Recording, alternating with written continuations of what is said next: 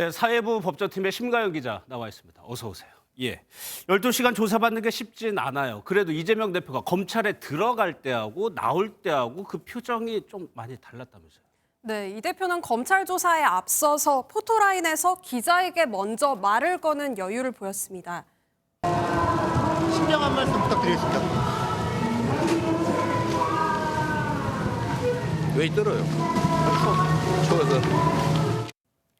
하지만 12시간 조사를 마친 귀갓길에서는 태도가 달라졌습니다. 취재진이 검찰의 두 번째 소환 요청에 대한 입장을 묻자 정색하며 청사를 떠나는 모습이 포착됐습니다. 검찰이 2차 출석 조사 요구했는데요. 막히지 마시라. 방금 본 기자가 물었던 2차 소환을 두고 지금 신경전을 벌이고 있는데 검찰은 2차 소환 통보했고 왜 이렇게 검찰이 추가 조사를 해야 된다고 강조하는 겁니까? 검찰 관계자는 물어볼 내용이 있는데 제대로 마무리를 하지 않는 거는 오히려 부실 수사라고 강조했습니다. 이미 이 대표의 최측근인 정진상 전 실장과 김용 전 부원장 등에 대해 구속영장이 발부된 상태인데요. 검찰 관계자는 이 대표가 제출한 진술서를 보면 정진상의 정자도 안 나오지 않느냐 이렇게 반문했습니다. 진술서를 제출하기는 했지만 소환 조사를 통해 확인하려 했던 내용에 대한 소명으로는 충분하지 않다는 겁니다.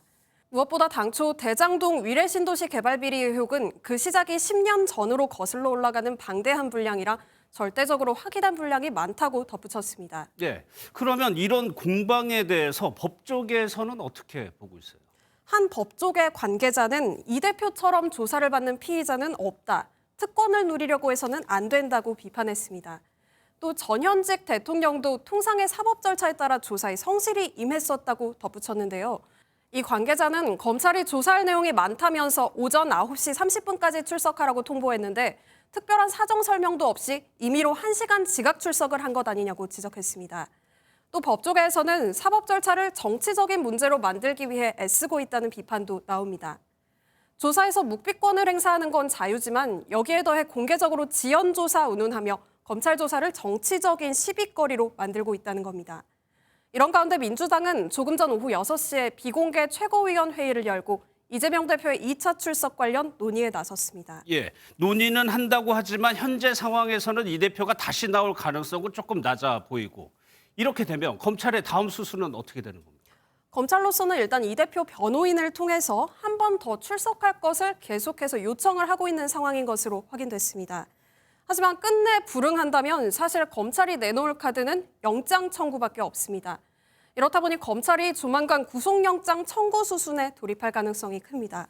예, 그런데 이재명 대표는 현역 의원이에요. 신병을 확보하려면 국회 동의가 필요한데 쉽지 않잖아요.